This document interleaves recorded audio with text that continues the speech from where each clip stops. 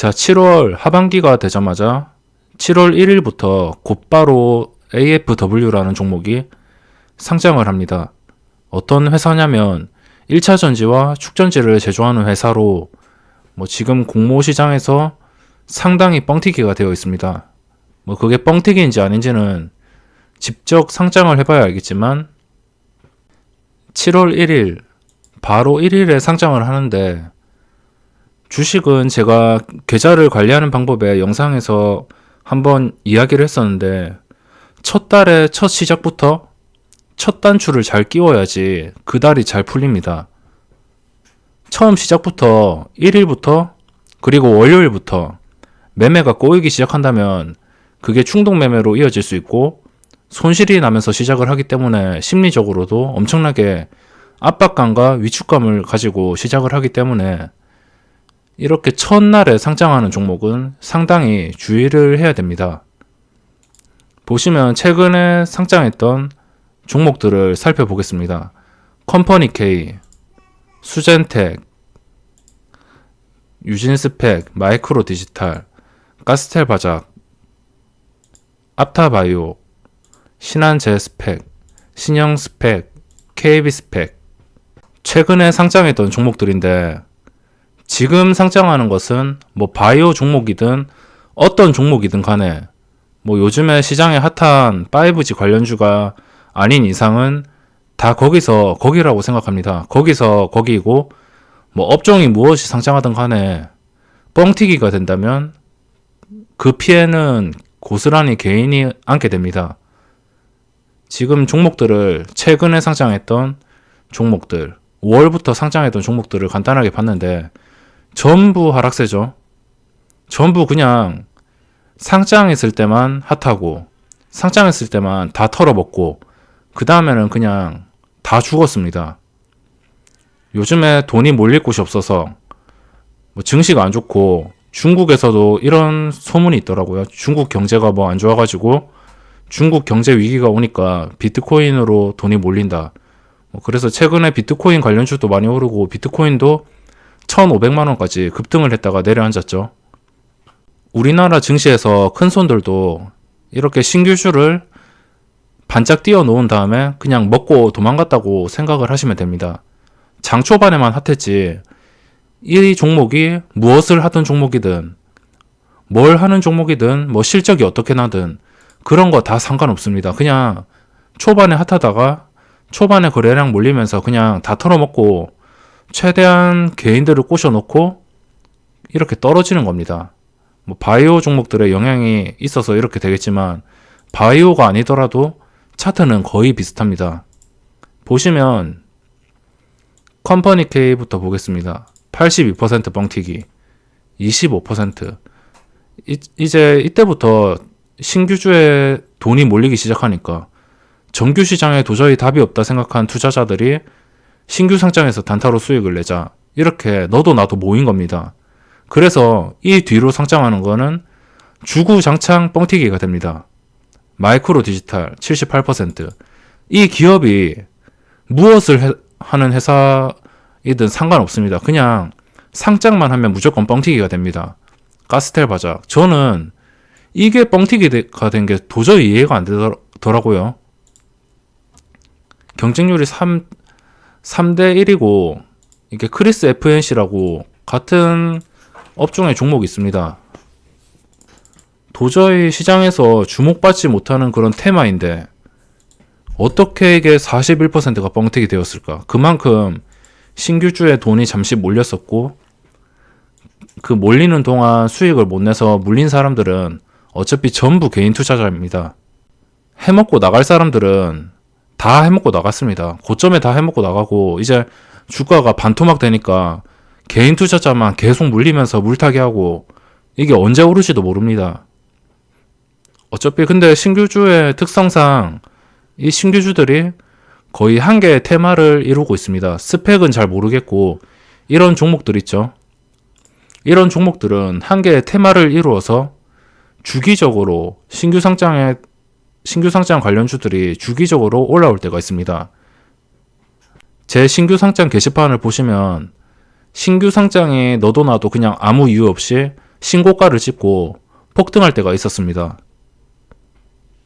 근데 주기적으로 폭등을 한다 하더라도 이게 언제 오를지는 모릅니다. 바닥을 지금은 다지고 있는 상태이고 이 바닥이 어디까지 갈지도 모르고 요즘에 흔히 나오는 신규 상장에서 시간의 험매수까지 안 나오고 있습니다.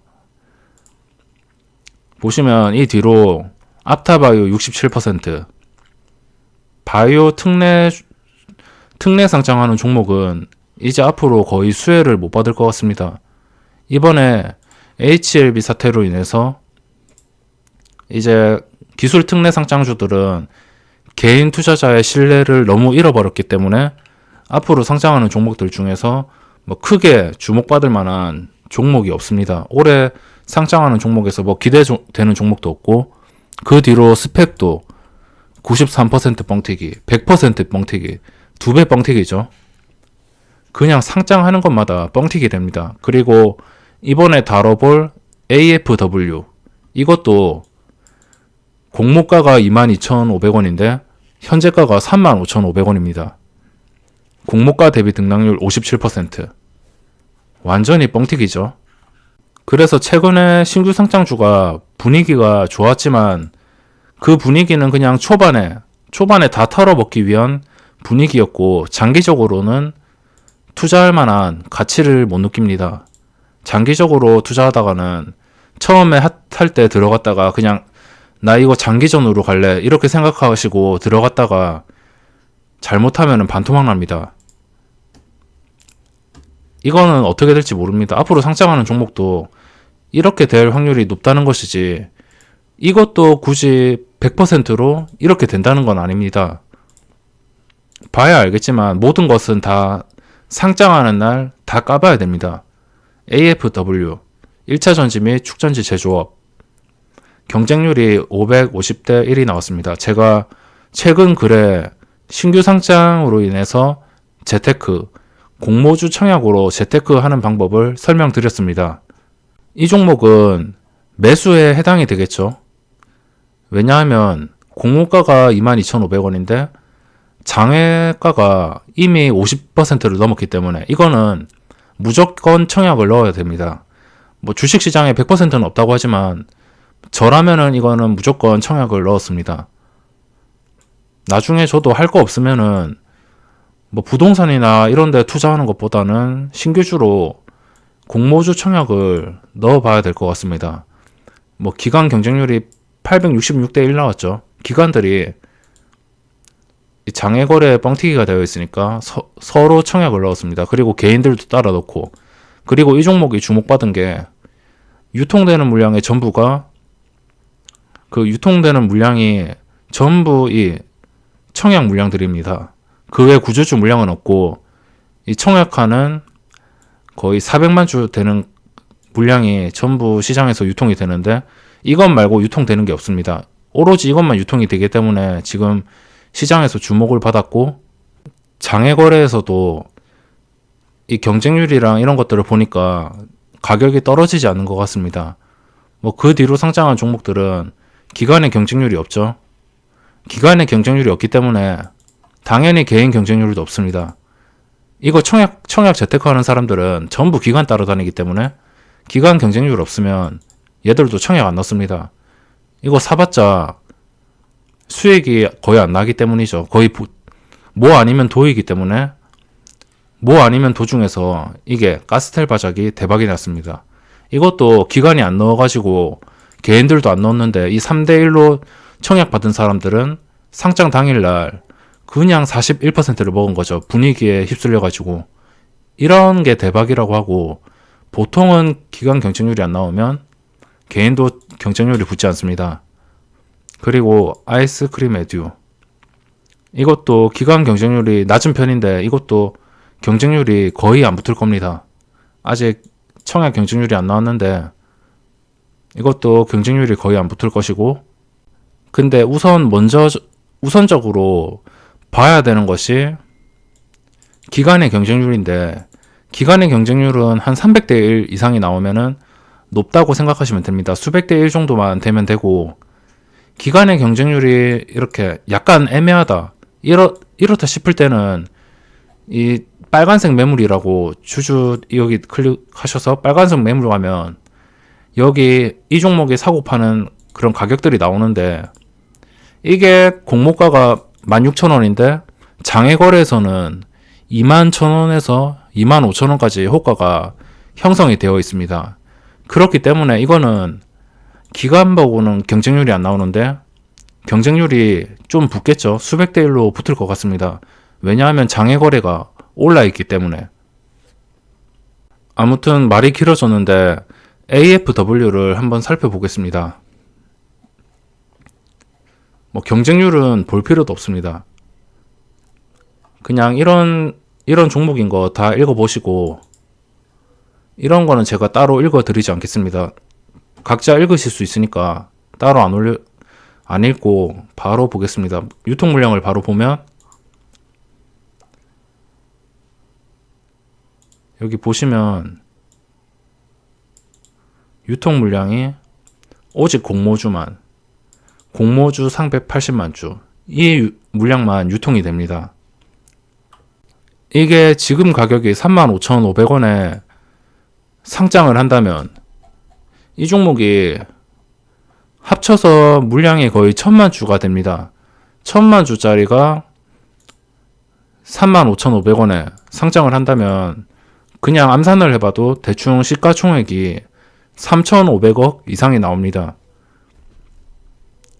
거의 60%. 이게 공모가가 57%에서 뻥튀기가 되어 있지만 시초가에서 요즘에 시초가 시간이 바뀌어가지고 이게 그 이상의 가격이 나올 수도 있습니다. 그래서 저는 이 종목을 매매하기보다는 그냥 구경만 해야 될 것 같습니다. 7월 1일부터 첫 스타트부터 약간의 리스크를 감수하기 좀 그래가지고 이 종목은 상장하더라도 그냥 구경만 하다가 혹시나 나중에 상장해서 이 가격 이하의 한 35,000원 이하로 상장을 해서 뭐 예를 들어서 34,000원, 33,000원 이렇게 상장을 해서 상승 VI가 걸린다.